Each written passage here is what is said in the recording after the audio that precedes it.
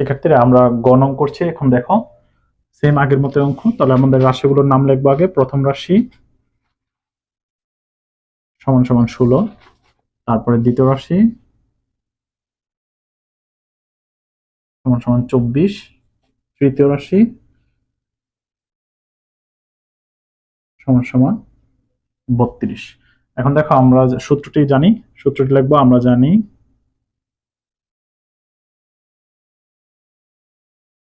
প্রথম রাশি গুণন চতুর্থ রাশি সমান সমান দ্বিতীয় রাশি গুণন তৃতীয় রাশি। এখন আমরা জাস্ট মানগুলো বসিয়ে দেব। দেখো প্রথম রাশি মান হলো 16 গুণন দ্বিতীয় রাশি, চতুর্থ রাশি আমরা বের করব। তাহলে এটা লিখবো চতুর্থ রাশি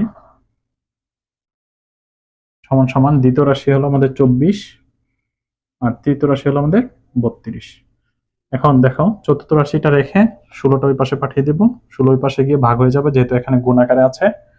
চতুর্থ রাশি সমান সমান 24 গুণন 32 ভাগ 16। দেখো 16 দুগুণে 32, 24 দুগুণে 48। তাহলে আমাদের চতুর্থ সমানুপাতিটি হলো 48।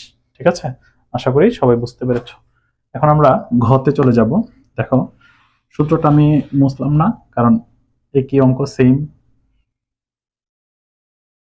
দেখো এই ঘতে আমাদের প্রথম রাশি এটা, দ্বিতীয় রাশি, তৃতীয় রাশি। প্রথম রাশি আছে 8। এখন দ্বিতীয় রাশিটা আমরা একটু সমস্ত ভাঙিয়ে লিখবো।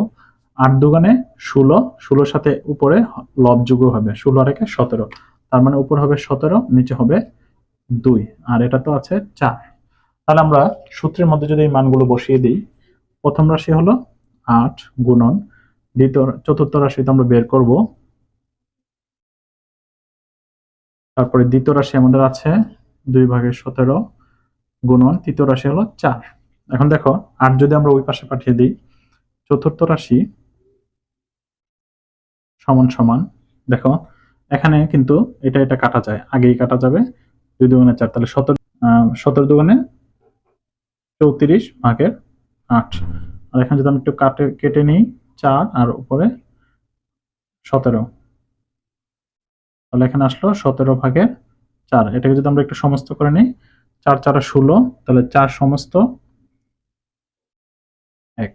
ঠিক আছে, এটাই হলো আমাদের চতুর্থ সমানুপাতিটি।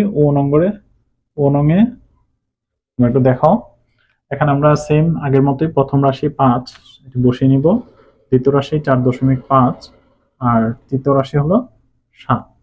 এখন আমরা সূত্রের মধ্যে চলে যাই। দেখো প্রথম রাশি 5 গুণন চতুর্থ রাশি সমান সমান দ্বিতীয় রাশি হলো আমাদের 4.5 গুণন তৃতীয় রাশি হলো 7। বা এখানে আমরা যেহেতু চতুর্থ রাশিটি বের করবো, 5 ওই পাশে পাঠিয়ে দেবো। 5 এখানে গুণ আকারে আছে, ওই পাশে গিয়ে ভাগ হয়ে যাবে। চতুর্থ রাশি সমান সমান, দেখো 4.5কে যদি আমরা দশমিকটা উঠিয়ে দিই, এটা হয়ে যাবে 45 আর ভাগ দিয়ে দেবো 10 দিয়ে। ঠিক আছে, এটা আমি তোমাদেরকে আগের অঙ্কটাতেও শিখিয়েছি।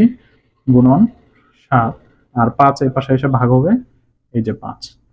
আর এখন যদি আমরা একটু কাটাকাটি করে ফেলি, 5 নং 45, 7 নং 63 আর নিচে 10। এখন যদি 10 দিয়ে ভাগ দিই 6.3। এটাই হলো আমাদের চতুর্থ সমানুপাতিটি।